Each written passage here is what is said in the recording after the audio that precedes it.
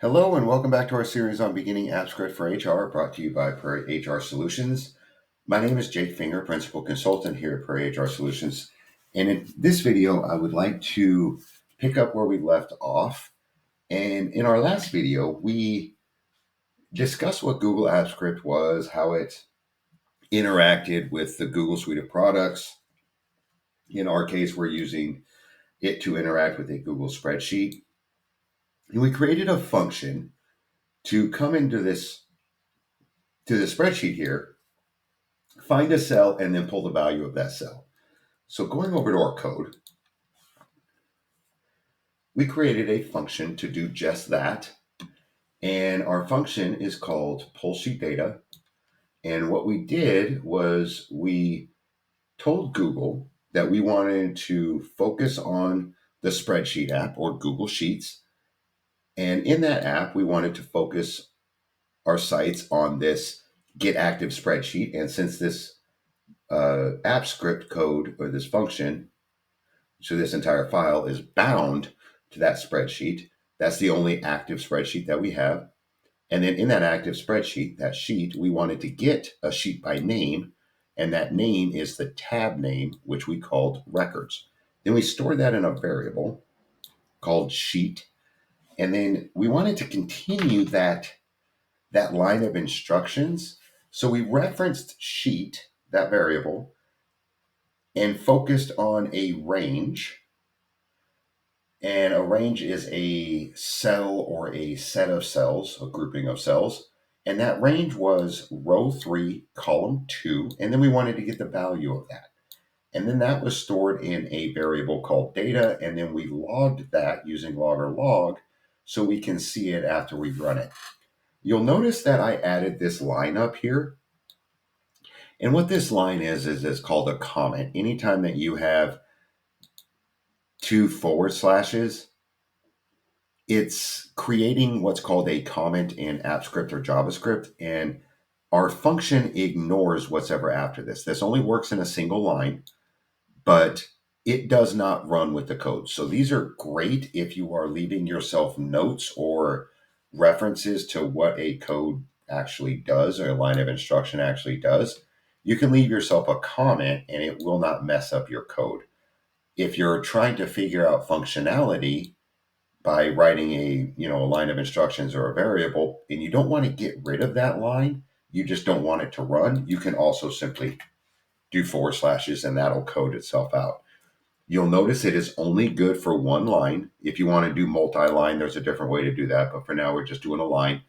It goes up to the next semicolon. So remember last video we talked about how we ended line of instructions with a semicolon.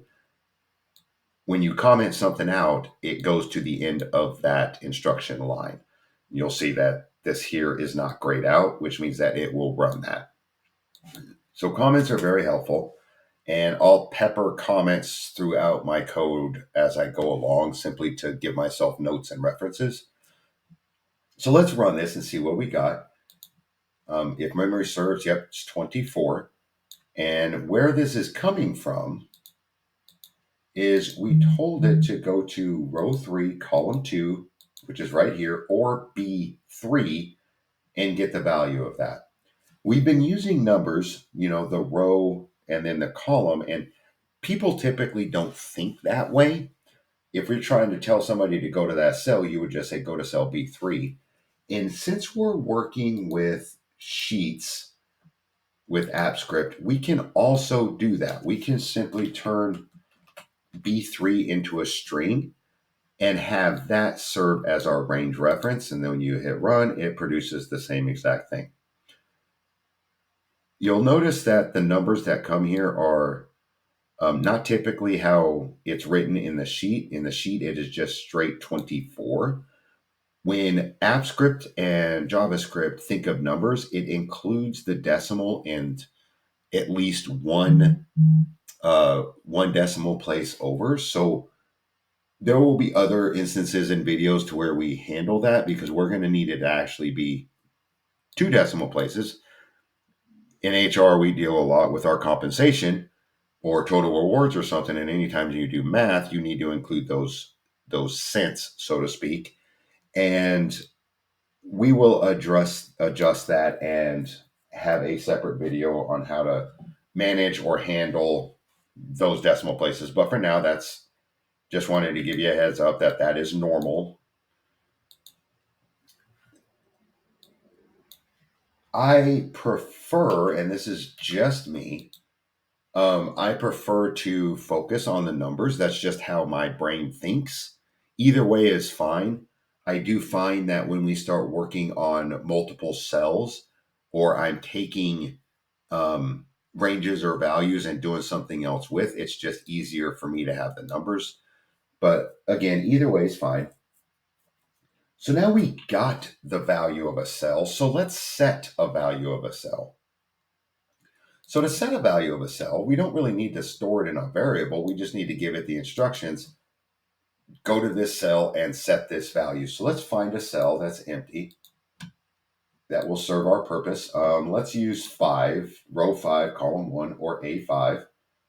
And let's go to this cell and then set a value. And let's set the name Beth there. So to do that, again, we don't need a variable. We just need to tell it to do it.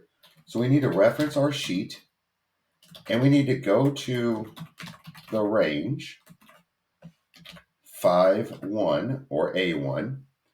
And we can't really use this variable because this variable is already getting the value. So we don't want to get the value. We want to set the value. So we got to create a new set of instructions. And what we would like to do is set the value. And since we're only setting one value, we need to use the plural. If we were to use values, it would be expecting more than one. We would have to do like 2, 3, 4, or 5 to set the values. Since we're only doing one, we just use the singular version. Now, in this case, our parentheses, since this is a method, we need to give it what it is that we're wanting it to set. And we're wanting it to set the name Beth. So now when we run this, what's going to happen is after it declares this variable and fills it with the value of that cell there, it's then going to go to this cell and set the value to Beth. So when we run this, and then we go back over here to our Google Sheet, you'll see that row 5, column 1, or A5 is actually now Beth. So we can set a cell, but it's not really helpful to have to come in here and go to our code and then change something like, well, if it's not Beth, it's Beth A.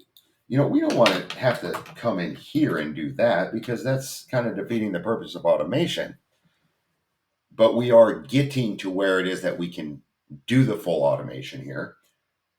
So instead of doing this, we can create a variable. Let's call that variable new employee.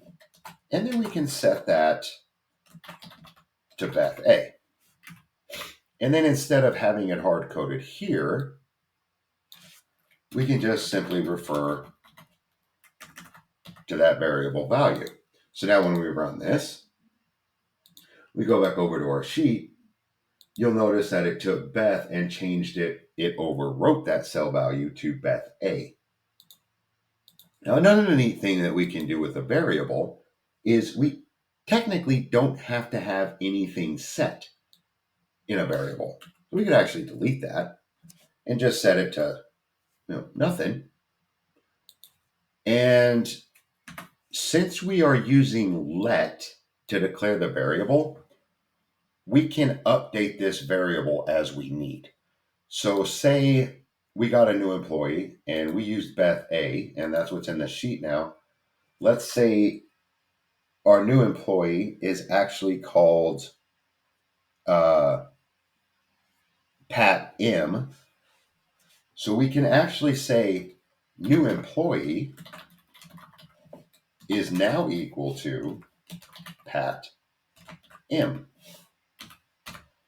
And then instead of populating here at 5.1, we can actually increase it to 6.1, hit run, and then what's going to happen is it's going to set Pat M as the value of new employee. So when we run this and go back to our sheet, you'll see that that variable that's being called now has the value Pat M. And you can continue this indefinitely to update a variable value. And the reason why that is so important in our field is think of something that reoccurs in our world. I'm going to pick on performance evals. So a performance eval occurs, and we have a spreadsheet full of all of our employees' evals and dates. And one of our columns is current eval. Well, instead of having to go through and manually do that, you could actually set the whole column to be updated, and then it can update with the new employee. So see, what we can do is let's change this to 7, and let's create another employee. No, this is 6. Forgive me. So now let's change that after it changes it to Pat M and then sets that value. Let's change that again to new employee, and we'll say this equals now Joan M. And then we're wanting to go down another row, and you can also select this dynamically by adding 1. But that'll come a little bit later, and then we'll have another new employee named Bob. Bob doesn't have a last name.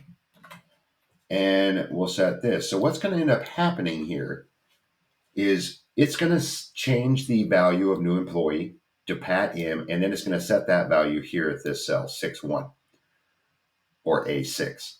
And then what it's going to do is after it sets that, it's going to change the value of new employee to Joan M, and then take that new value, put it at 7-1, and then change the value to Bob and then set that at 8-1. So we should have a line of Pat M, Joan M, and Bob when we run this.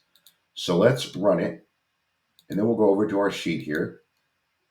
And as you can see, it did exactly that.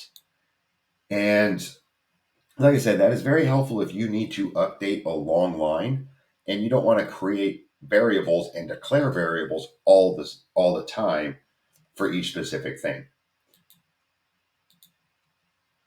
So you're probably thinking, Jake, that's awesome. I got one variable, one value.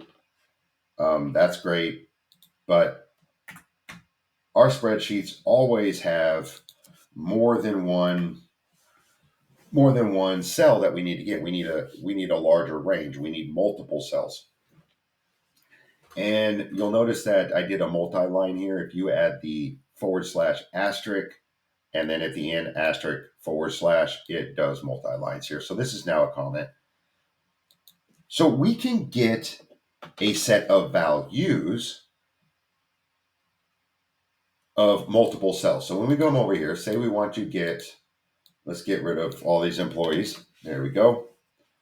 Go back here. Say we want to just get all of this data right here.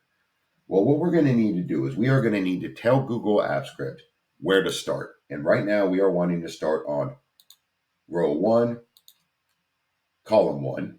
And then we need to tell AppScript how many rows we want to include and how many columns we want to include. So we want to include 4 rows and 2 columns. So let's create another variable, and let's call this variable multi-data. And that multi-data is going to equal sheet get range. And what it's going to need is a starting point, the row, which is 1, the column, which is 1, and then we need to tell it how many number of rows we want to include, and that's going to be 4. And then the same thing with the columns, we want it to be 2. Now what we want to do is get not value, because we have more than one cell. So we need to do values, and that is a method. And what this values is going to do is pull what's called an array of data. But for now, we just want to grab something. So let's log this out because really it's taking this and storing it in a data, but we have to tell Google Apps Script that we want to see it. So let's do logger log multi-data. Now when we run this, we'll get that single value here, which is 24. And then what we'll do is we will pull all of that data from starting at row 1, column 1, including 4 rows and 2 columns, and we're wanting to see what that data is. So let's run this. Now this data is going to come to us a little differently.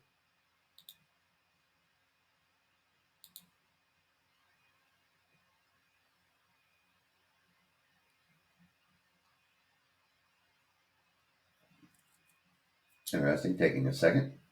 Just got to think about it. There we go. Now it ran it. Now you see, here's our 24. That's our first data variable. But then it went and pulled the data in this weird thing right here. So let's grab this and we'll figure out what's actually going on. So come down here and actually log this out and copy it. So when we go over to our sheet, remember how this looks. We have Anna 35, Joe 56. Let's go back over to our sheet and see exactly what is occurring. So when we pull data, where Google Apps Script pulls data, it thinks of it as a square of rows and of columns. And the way it reads data is we're starting here and we're going over 2. We're including 2 columns. So it's pulling Anna 35, then it's going down to Joe 56, but it's not putting it together in one big long line. It's clumping them together by row and column. And what that's called is an array.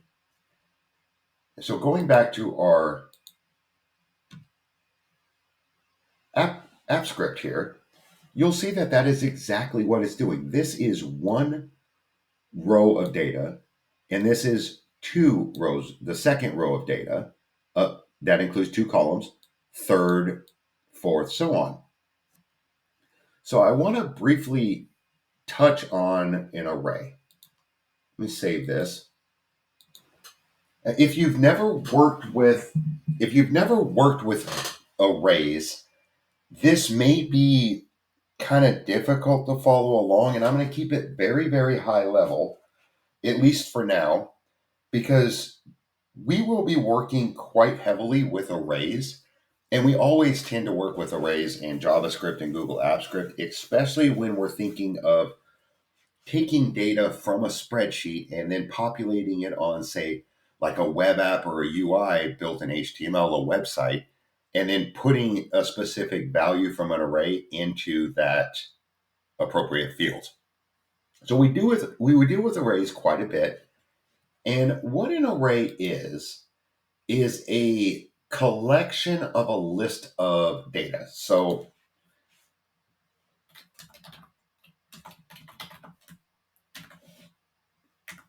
this is an array, and you'll notice that it's encased in square brackets. This is what's called a one-dimensional array because it's only one level. There's only one bracket. The way our data was coming over to us is a two-dimensional array, an array that's encased in an array. That's an array of arrays, so to speak. So this here is an array of strings that are names. We'll do Bob here to make it different. And then we'll do Beth. So this is an array. Single array here, one dimensional. And this is our array 2D. And this is going to have to be string. There we go. So in order to access, let's comment these out so we can get some better logs in here. In order to access the data in here, like say we want to grab Jake, just the name Jake from our one-dimensional array.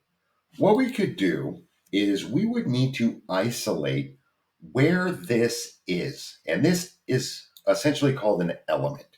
So we need to figure out where this element is. At first glance, and in the normal world that we're used to, we would just say, well, I need the second element. That would work if it was a spreadsheet. So when we could look at our spreadsheet over here, wait for it to view here, there we go. When we want to count how many columns we have, we say 1, 2. If it was rows, 1, 2, 3, 4. When we are dealing with arrays, it's called index based. And what I mean by index based is it doesn't start counting at 1, it starts counting at 0. So Anna is 0 and Jake is 1. And Jake exists at the 1 index, Anna's at the 0 index, Bob is at the 2nd, Beth is at the 3rd. So in order to grab the name Jake out of here, what we could do is, not Luger, logger, there we go, logger log, and then we'll reference that variable. And in this variable, what we want to do is we want to go to that array at a specific index. So you'll notice that an array has square brackets. Anytime you have an array, you have square brackets. Anytime you want to reference a index inside of an array, you need the square brackets. That's what tells Google that you're working with an array. So we want to go to an index, and our index isn't 2, it's 0, 1.